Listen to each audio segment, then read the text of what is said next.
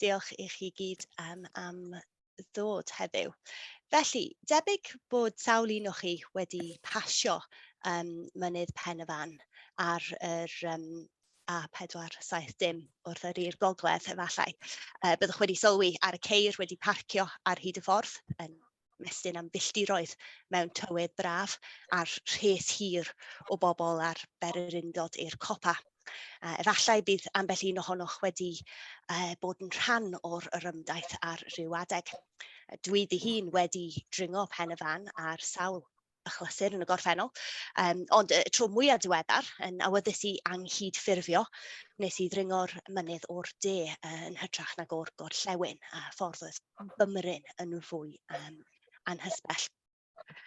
Ond mod i wedi dringo'r mynydd hwn sawl gwaith dros y blynyddoedd, doeddwn i ddim yn ymwybodol am y cysylltiad rhyngddo a'r Brenin Arthur. Cysylltiad sydd yn dyddio i'r Oesoedd Canol, a chysylltiad oedd y cyfnod modern cynnar.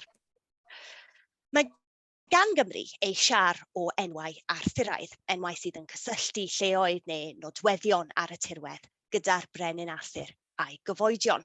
Ac aeth yr enghreifftiau hyn i gyd eu casglu ynghyd yn llyfr Scott Lloyd am yr cyfeiriad ar y sleid. Yn hanesyddol, ac mor ddiweddar ar 4edd ganrif ar 15, roedd gan Pen y Fan un fath enw, Cadair Arthur.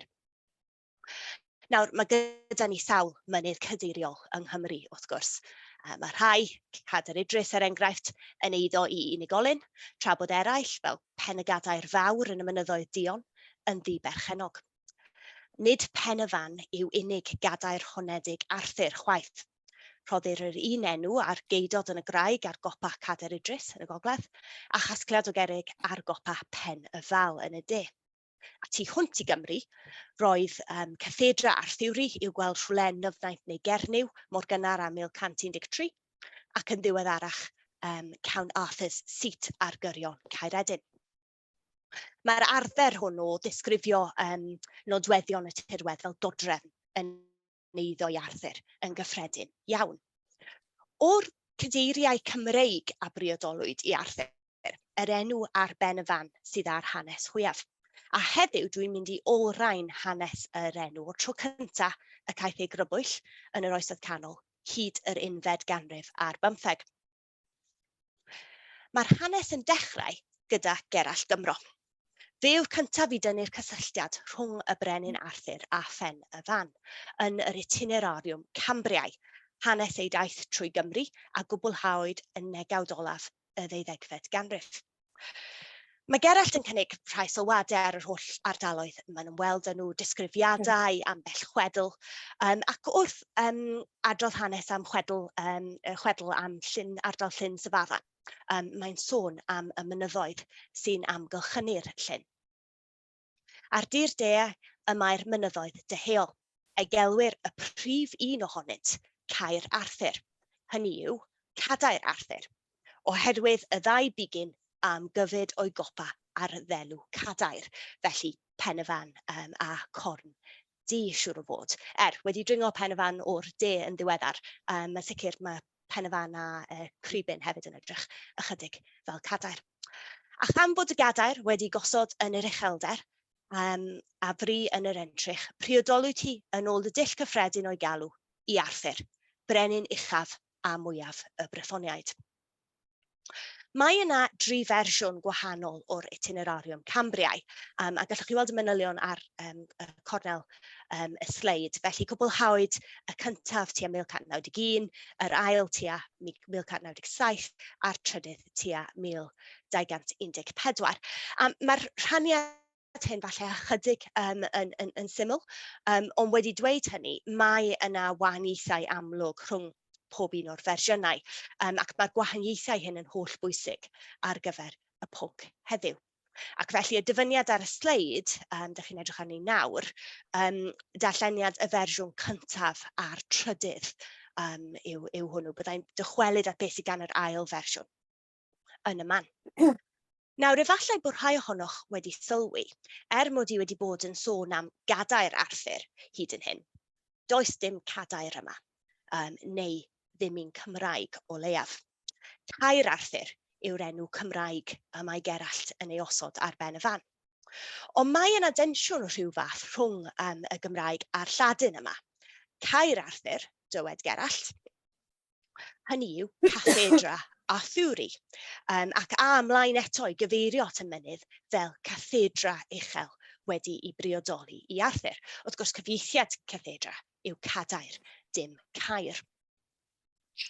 Y tueddiad yw i ddehongli Caer Arthur fel camgymeriad ac i gywiro testun Gerallt. Hynny yw yn cyd-fynd â'r Lladin cathedra Arthuri, cadair Arthur oedd gan Gerallt mewn meddwl. Ond faint mor debygol yw hyn? Mae Gerallt yn mynd ati i egluro neu gyfieithu nifer o enwau lleoedd yn yr itinerariwm. Mae'r Lladin a'r Gymraeg fel arfer yn gyfatebol, ond ddim bob tro. Felly, yn ei eglurhad o ddinas Emrys, mae'n sôn dinas Emrys, hynny yw promontoriwm Ambrosi, promontoriwm sef penrhyn, ddim yn cyfateb i dinas felly, sef Caer neu amddiffynfa.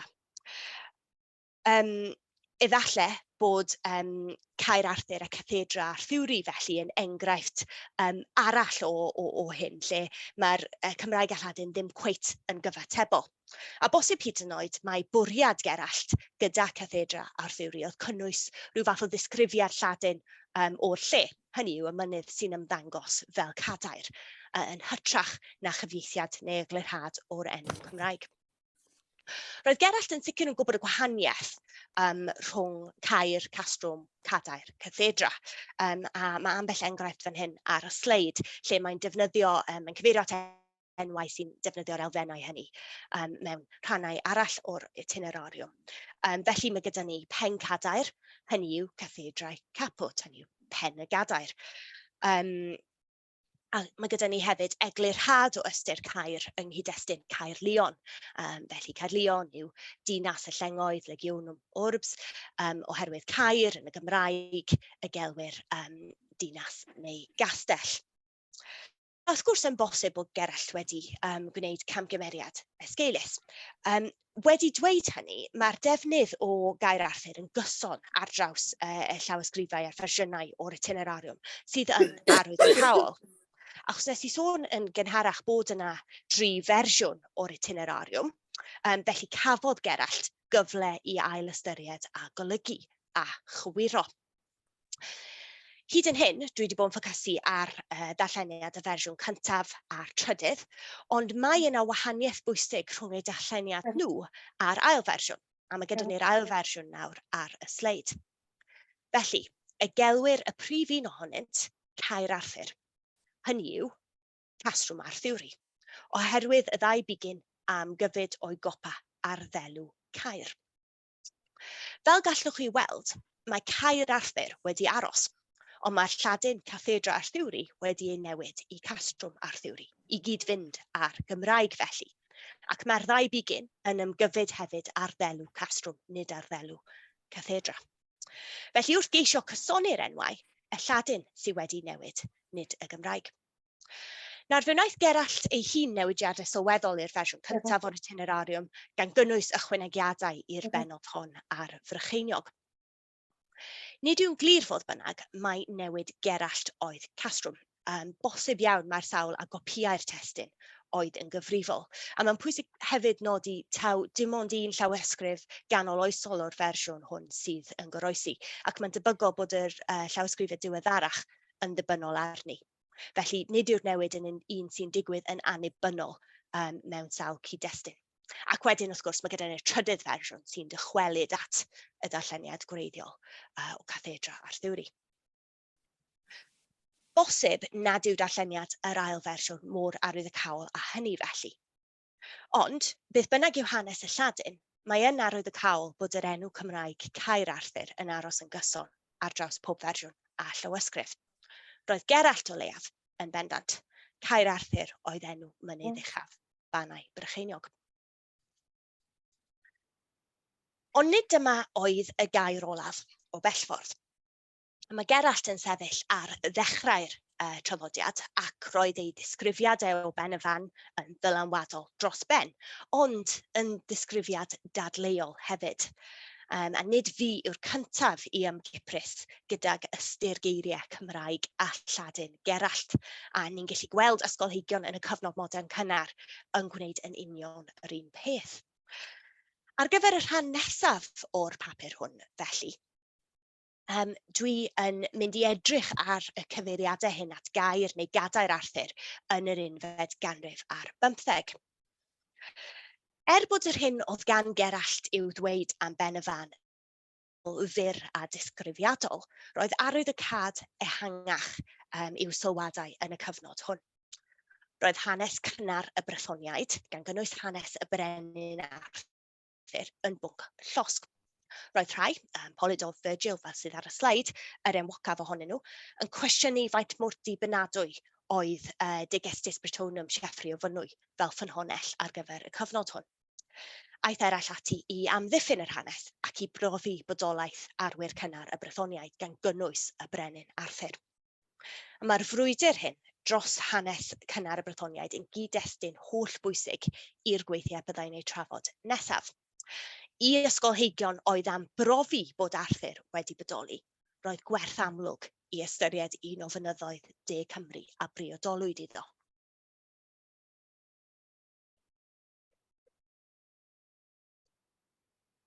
Mae'r rhestr ar y sleid o'r unigolion byddai'n ei ystyried heddiw a'i gweithiau perthnasol. Felly, dwi ddim wedi cynnwys pob un o weithiau yr unigolion hyn, dim ond y rhai sy'n cyfeirio at ben y fan.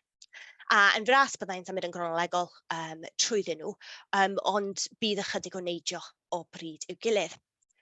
A efallai byddwch chi'n sylwi o'r rhestr, mae nifer o'r testunau hyn, fe cyhoeddwyd nhw ar ôl marwolaeth ei awduron, mewn rhai achosion dipyn yn ddiweddarach, a mewn rhai achosion hefyd, o'n nhw'n destunau falle na fwriadwyd eu cyhoeddi. A mae hyn yn bwynt pwysig felly gadw mewn cof wrth feddwl am ddylanwad un gwaith ar waith arall. Wedi dweud hynny, roedd yna gysylltiadau rhwng yr unigolion hyn. Roedden nhw'n rhan o rwydwaith ymchwil fel petai. Ac felly, doedd dim angen i waith fod yn goeddedig mwyn cael dylanwad. Ac wir byddai'n edrych ar un enghraifft o nodyn ar lawysgrif oedd yn arbennig o ddylanwadol hwyrach ymlaen. A dylwn ni nodi hefyd, dyw'r teitlau dwi'n ei defnyddio oedd yn ddim o reidrwydd ddim ym mhob achos yn gyfoes. Dechreuwn felly gyda'r heniaethwr a'r bardd John Leland, sydd yn cyfeirio at ben y fan gan ddefnyddio amrywiol enwau ar 3 achlysur yn ei waith. O'r testunau perthnasol, dim ond un ohonynt a fwriadwyd ei gyhoeddi yn ei gyflwr presennol, sef yr Assertio Inclutissimi Arthuri Regis Britannicae, a gyhoeddwyd yn 1544.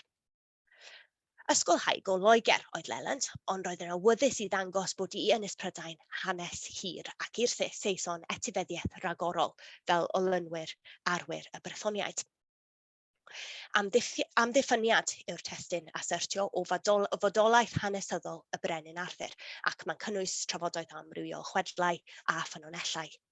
Mae'r testun yn rhoi lleoedd hefyd, ac mae ymdrechion Leland i'w dehongli yn dangos rhywfaint o allu yn y Gymraeg, ynghyd â'i ddiddordeb yn yr iaith. O ran pen y fan felly, mae'r dyfyniad ar y sleid, ac bydd tipyn o hyn yn gyfarwydd. Yn y rhan hon hefyd, bydd derbyniwyd i'n dod gan Gerallt Sylvester o Didewi, gyda'r geiriau hyn wedi dethol o'r daith o'r itinerariwm Cambria.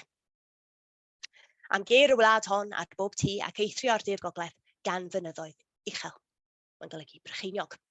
Ar dir gorllewin y mae mynyddoedd Cantref Bychan, ar dir deau y mae'r mynyddoedd deheuol, y gelwir y prif un ohonynt, Caer Arthur, yn yr iaith Brythoneg.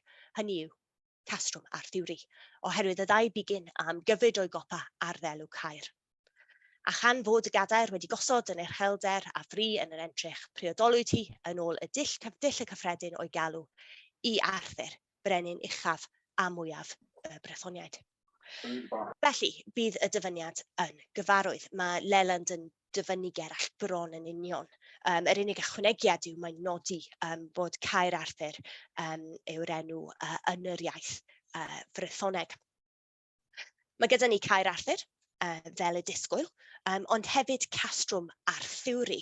A mae hyn yn golygu, awgrymu, mae ail fersiwn yr itinerariwm oedd gan Leland wrth law, sydd yn gasgliad diddorol ynddo'i hun, gan fod Caroline Brett wedi dangos bod Leland wedi tynnu ar drydydd fersiwn yr itinerariwm, llawysgrif o'r Llyfrgell Brydeinig y benodol ar manylion ar y sleid. A mae ddefnydd o Caer Arthur a castrwm Arthuri yn awgrymu bod ganddo fynediad at o leiaf un llawysgrif arall, a honno yr ail fersiwn. Ail waith perthnasol John Leland yw De Viris Illustribus, sef cyfres o fywgraffiadau. Ac un o'r dynion enwog dan sylw yw Sieffre o Fynwy. Ac mae'n debyg mai dyma oedd y benod gyntaf i Leland ei ysgrifennu tua 1535. Mewn ymateb i waith Polyd o Virgil. Yn ddiweddarach, achos mae gan y testun hwn hanes eitha cymhleth, felly yn ddiweddarach, fe wnaeth Leland ddileu rhan helaeth o'r deunydd a'i defnyddio fel sail ar gyfer yr assertio includissimi Arthuri Regis Britannicae, y testun dwi'n newydd ei drafod. Felly oedd hwn bron yn ddrafft cynnar o'r testun hwnnw. Ond argraffwyd y benod hon ar Sieffre o Fynwy yn llawn, gan gynnwys yr adran oedd John Leland wedi ddileu oedd wedi tynnu llinell drwyddi, gan Thomas Hearn yn 1715. Drafft yw hyn felly, a bron gellir cyfeirio ati fel nodiadau ar yr un pwnc y byddai John Leland yn trafod ymhellach yn yr assertio. Felly mae'n ddiddorol os mae'n dangos sut mae ei feddwl wedi datblygu efallai. Cyfeirir eto at ben y fan yma, ond tro hwn mae Leland yn defnyddio ei eiriau hun. Odaeth i Gerallt. Felly, ymysg creigiau awyrog brycheinog, y mae'r lle y mae'r Cymru'n ei alw'n Cader neu Gaer Arthur yn iaith y wlad, sy'n cathedra neu castrwm Arthuri yn Lladin. Yn wir, ni fyddent wedi rhoi enw o'r fath i'r lle, os nad oedd Arthur erioed wedi bodoli. Dyma fersiwn cynharach o'r hyn y byddai Leland yn mynd ati i'w ddweud yn yr assertio felly. A ni'n gallu gweld yn glir fan hyn pam fod enwau lleoedd yn bwysig i Leland, ac yn wir yn bwysig i'w gyfoedion hefyd yn yr un ffordd. A sut oedd e'n mynd ati i'w defnyddio fel tystiolaeth dros fodolaeth Arthur. Yn ei farn ef, os nad oedd Arthur wedi bodoli, yna ni fyddai'r nodweddion o'r tirwedd wedi enwi ar ei ôl. A ni'n gweld eto fan hyn hefyd y ffocws ar iaith y Brythoniaid, felly mae'r Cambri yn ei alw yn iaith y wlad patria lingua. Yn yr achos hwn, cawn pob amrywiad ar yr enw. Mae gyda ni Gadair, Caer, Cathedra, Castrwm. Dyma'r enghraifft ysgrifenedig cyntaf o Gadair Arthur, na chyhoeddwyd y testun tan wedi marwolaeth Leland, ac yn wir, ni fwriadwyd ei chyhoeddi oedd Leland wedi dileu'r peth. Mae Leland yn rhoi pob opsiwn i ni felly, efallai ei fod ef ei hun yn ansicr ynghylch pa enw yw'r un cywir. Caeth hyn ei amlygu ymhellach gan yr enghraifft olaf, sydd yn dod o nodiadau bras Leland o'i deithiau yng Nghymru. Ac yma mae'n cyfeirio at Arthur's Hill. Felly, Arthur's Hill is 3 good Welsh, almost 5 English miles southwest from Brecknock, and on the very top of the hill is a fair wellspring. The hill of some is counted the highest hill of Wales, and on a very clear day, a man may see from it part of the Malvern Hills and Gloucester and Bristol, and part of Devonshire and Cornwall. There be other diverse hills by Arthur's Hill, by which with it be commonly called Bannau Brycheiniog. Tafla Leland y Gadair a'r gair i'r neilltu gan droi at y Saesneg Arthur's Hill. Ni'n gwybod bod Leland yn gyfarwydd â gwaith Gerallt, ac yn wir mae cysgod Gerallt i'w weld yma o hyd yn y cyfeiriad at y fair wellspring, debyg mae ei sylwadau yn yr itinerariwm yn cyfeirio at ffynnon a'r copa oedd yn gyfrifol am hyn. Ond yma mae'n cynnig enw Saesneg nad yw'n union gyfieithiad o Gymraeg na Lladin yr itinerariwm. Anodd dweud ai enw Saesneg cyffredin ar ben y fan oedd Arthur's Hill, neu cyfieithiad sydyn gan Leland ar gyfer ei nodiadau, gan gofio mai nodiadau oedd y rhain yn unig ac nid gwaith cyhoeddedig. Os mae enw arbennig Leland oedd hwn, efallai roedd Hill yn ffordd o osgoi penderfynu ar gair neu gadair, y cysylltiad gydag Arthur oedd yn bwysig wrth gwrs iddo fe wrth fynd ati I herio Virgil. Nid yw a'r enw Saesneg mwy cyffredin ar ben y fan yw Monach Denny Hill, a mae hyn yn defnyddio mewn yn cael ei defnyddio mewn cyd-destunau amrywiol o'r unfed ganrif ar 15 ymlaen, a gallwch chi weld enghraifft ar y sleid, sef map Saxton o Gymru. A dwi eisiau oedi fan hyn yn neidio ymlaen rhywfaint I Siôn Dafydd Rhys, a gyhoeddodd y ramadeg Cymraeg gyntaf ym 1592, gan fod yna gyfeiriad yma sydd efallai yn gymharol i'r hyn sydd gan Leland. Cyn dechrau ar y gramadeg ei hun, ysgrifenna Siôn Dafydd Rhys lythyr at y Cymru, a mae'n egluro ei fod wedi ysgrifennu rhan o'r llythyr o dan mynydd Banoch Denny, a debyg mae dyma yw tarddiad Monach Denny Hill fel sydd gyda ni ar map Saxton. Yn ddiddorol, a Siôn Rhys ymlaen, rhai a eilw y mynydd hyn ban Arthur, eraill moel Arthur. Felly mae gyda ni ddau enw arall am ben y fan. Y ddau yn parhau I gysylltu y mynydd ag Arthur, ond gan ddefnyddio enwau cyffredin gwahanol. A efallai mae clywed un o'r enwau hyn a berodd Leland I ysgrifennu Arthur's Hill yn ei nodiadau. Dwi wedi crwydro yn eitha pell wrth ystyried enghreifftiau Leland, felly na I grynhoi yn sydyn cyn symud ymlaen at awdur arall. Bod Leland yn defnyddio tri enw gwahanol I gyfeirio at ben y fan, cyson yw'r cysylltiad gydag Arthur. Yn yr unig waith a gyhoeddwyd tra bu Leland fyw, mae'n dyfynnu ail fersiwn yr itinerarium Cambriae, gan barhau a thraddodiad Caer Arthur Gerallt. Wedi dweud hynny, mae drafft cynnar o'i benod fywgraffiadol a'r Sieffre o Fynwy yn awgrymu mwy o ansicrwydd ynghylch yr enw. Mae defnydd Leland o castrwm a cathedra yn cadarnhau bod ganddo fynediad a ddau fersiwn gwahanol o'r itinerarium. Y cyntaf a'r drydydd yn cynnwys cathedra Arthuri, yr ail yn cynnwys castrwm Arthuri. Ac roedd yna llai yn gyfarwydd â'r enw Cadair Arthur, neu yn deall digon o Gymraeg I ddrysu ynghylch cyfatebiaeth Gerallt o gair a cathedra. Yn olaf, mae arwydd y cad ei ddefnydd o Arthur's Hill yn amwys. Gallai hyn fod yn enw Saesneg cyffredin, yn enw bras ar gyfer ei nodiadau ef yn unig, neu hyd yn oed yn gyfeithiad o enw Cymraeg, fel y rhai sydd gan Siôn Dafydd Rhys.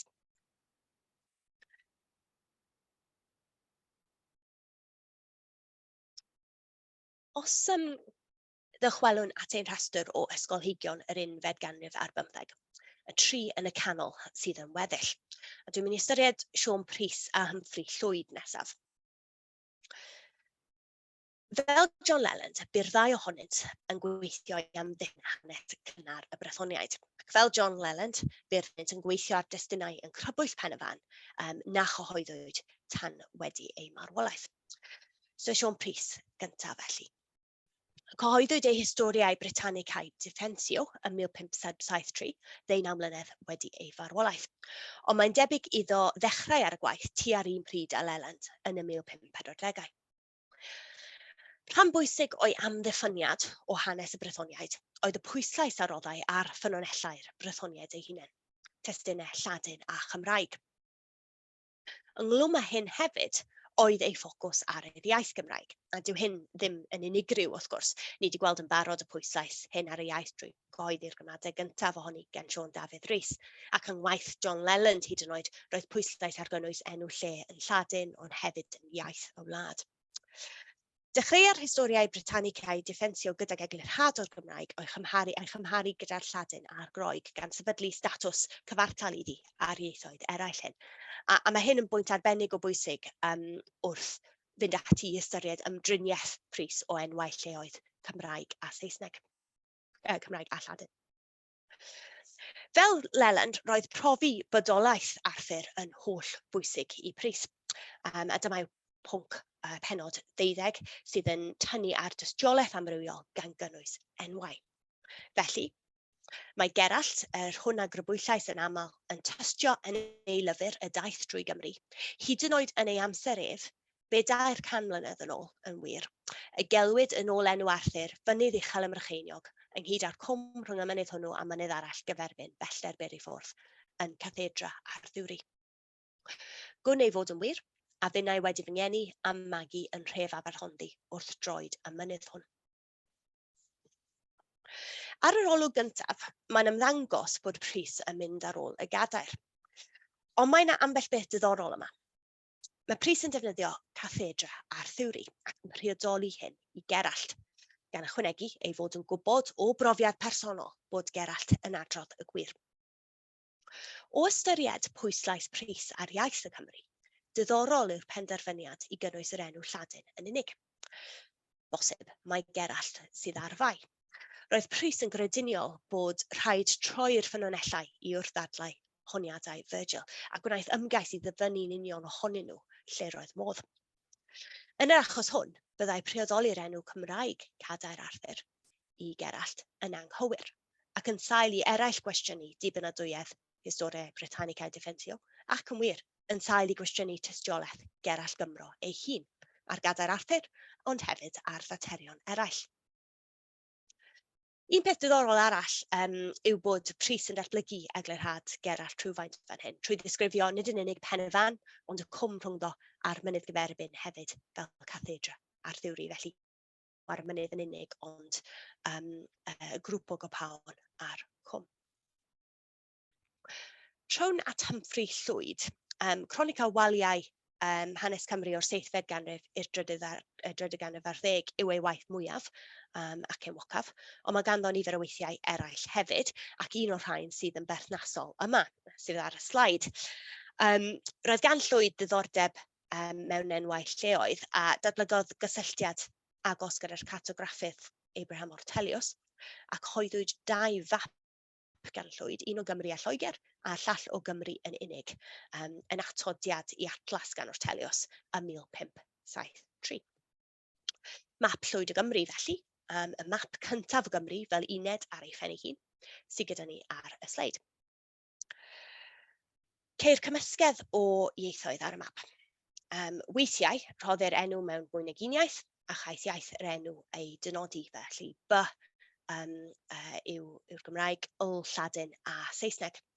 Nid yw pob enw yn cael ei roi ym mhob iaith.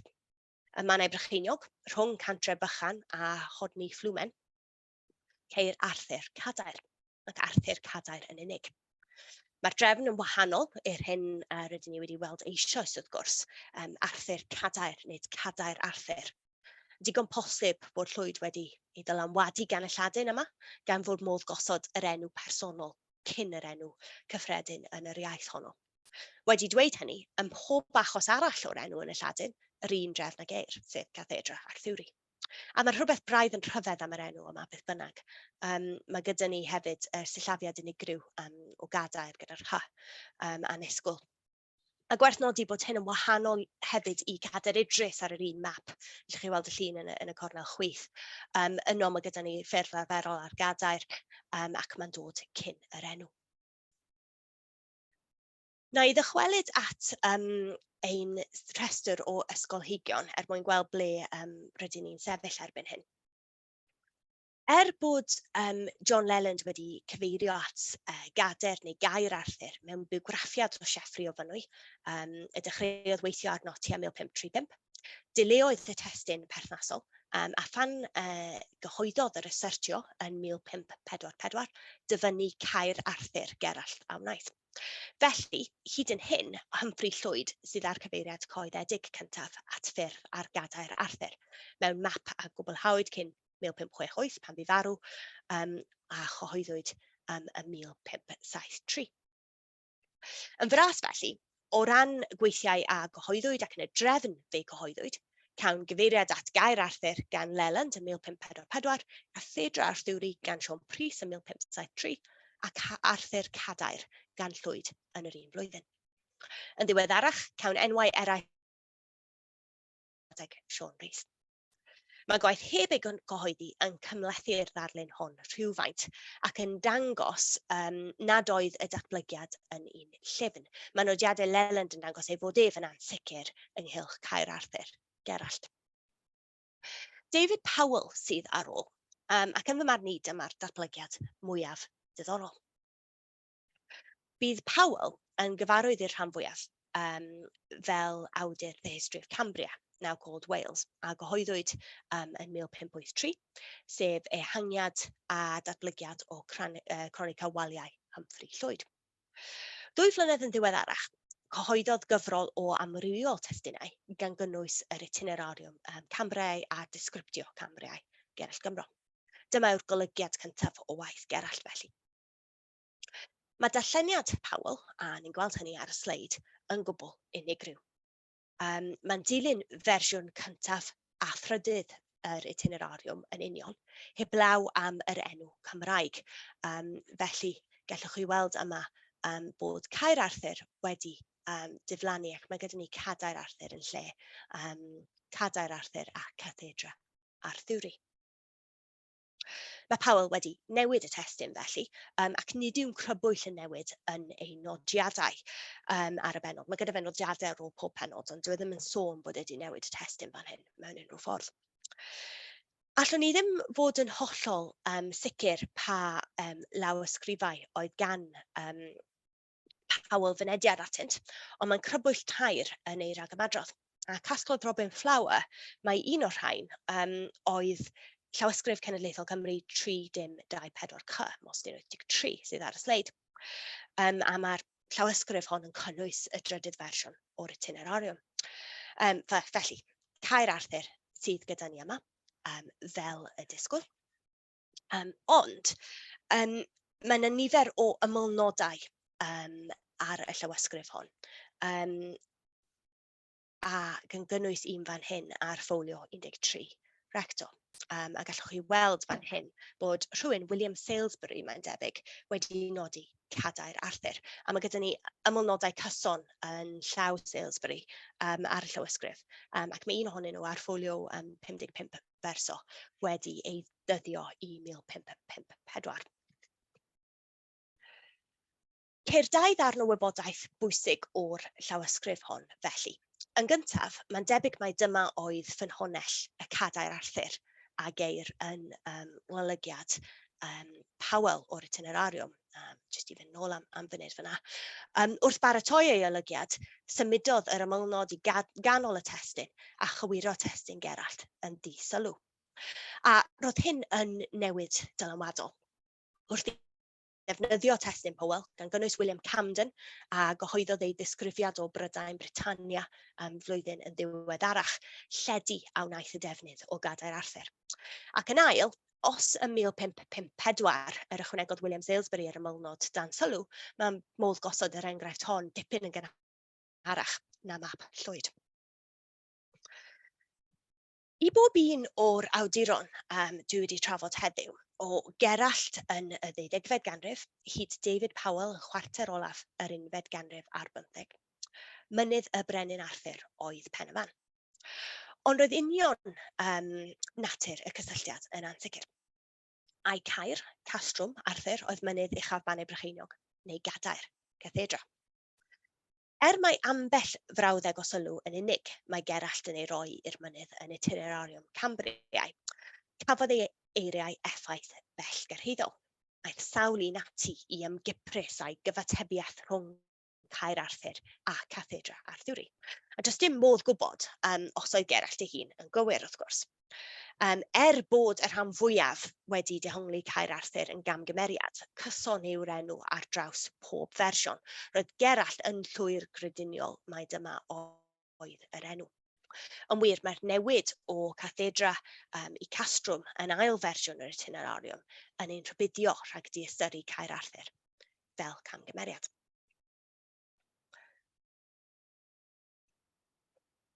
Nid pwrpas y drafodaeth hon o darganfod enw cywir pen y fan, ond yn hytrach olrhain datblygiad yr enw o'r gair i'r gadair.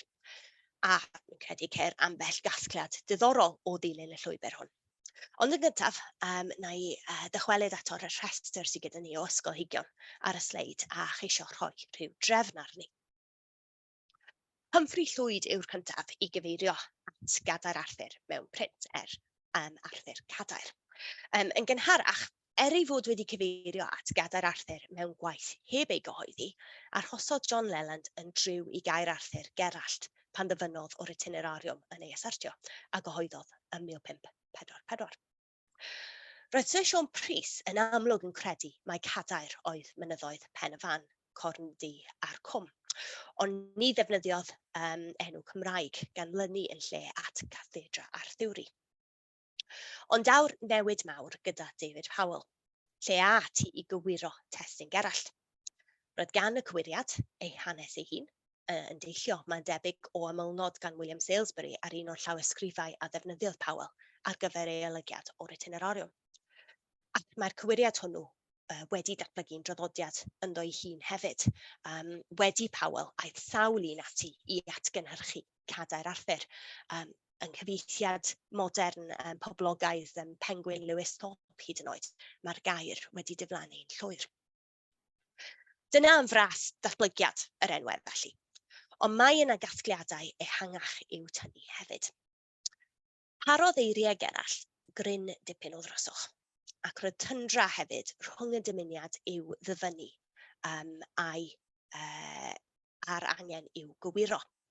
Efallai dyna pam y gwelwn yr enw cadair Arthur am y tro cyntaf mewn nodiadau ac ymylnodau yn unig gan John Leland a William Salisbury. I ysgolheigion fel Sir Siôn Prys a roddau bwyslais ar gywirdeb ac awdurdodau'r ffynonellau'r Brythoniaid, roedd cair Arthur Gerallt yn broblem. A falle dyna'r rheswm pam y gwelwn Cathedra Arthuri yn amlach na chadair Arthur yn hestunau'r cyfnod modern cynnar. Diddorol yw gweld yr un patrwm yng ngwaith John Leland hefyd, pan aeth ati i gyhoeddi ei amddiffyniad o fodolaeth y Brenin Arthur, penderfynodd ddyfynu cair Arthur Gerallt, ei fod mewn drafft cynharach yn dangos ymwybyddiaeth o'r gadair. Roedd cadair Arthur yn enw i'w sibrwd, Cathedra Arthuri yn enw i'w argraffu felly. Dwi ond wedi olrhain datblygiad un enw penodol heddiw, a heb hyd yn oed llwyddo i drafod pob dim sydd i'w drafod ynghylch yr enw hwnnw. Mewn gwirionedd, mae'r pwnc cymaint yn ehangach nag enwau Pen y Fan. Trwy gyfosod testynau'r cyfnod modern cynnar, gyda'i ffynonellau canol oesol, a chymharu ymateb yr ysgolheigion hyn i un darn o wybodaeth benodol, mae modd dysgu rhywbeth am ei methodoleg a'i rhwydweithiau. O ran rhwydweithiau, o ran methodoleg, dwi wedi crybwyll eisoes y tensiwn rhwng priodoldeb a chwirdeb yng ngwaith Sir Siôn Prys a John Leland efallai hefyd. O ran rhwydweithiau, mae pwy oedd am mynediad at bal a wysgrif yn bwysig, rhywbeth sydd cymaint yn haws i'w olrhain erbyn hyn, gyda chyhoeddi repertory Daniel Hughes wrth gwrs. Debyg bod ymylnod William Salisbury wedi cael effaith uniongyrchol ar olygiad David Powell o'r itinerariwm Cambriau. Dengys cair a chadair Arthur, sut yr esblygodd gwybodaeth mewn print ond hefyd yn yr ymylon. Mae yna rhywbeth i'w ddweud am ddylanwad Gerallt yma hefyd. Bod sawl un o'r ysgolheigion hyn yn anghytuno gyda eiriau, ambell un yn gwybod yn well efallai. Mae Siôn Prys yn honni bod e'n gwybod achos oedd e'n byw wedi cael ei fagu yn Aberhonddu. Doedd yr un ohonyn nhw fodd bynnag yn barod i grwydro'n bell o'r itinerariwm. Bodloni ar ladin Gerallt a wnaeth Siôn Prys a dyfynu Gerallt wnaeth John Leland. Roedd Gerallt yn rhy bwysig i'w hepgor neu ei gam ddyfynu. Os arbennig Gerallt yn y cyfnod hwn, ar hyn y gallai gyfrannu at ddadleuon dros hanes cynnar y Brythoniaid wedi cyfrannu'n sylweddol ar sut yr esblygodd enw Pen y Fan. Digon hawdd byddai nodi i Gerallt wneud camgymeriad esgeulus a symud ymlaen. Ond mwy diddorol, yn fy marn i beth bynnag, yw asesu dylanwad eiriau, camgymeriad a'i peidio. Diolch yn fawr. Gwych.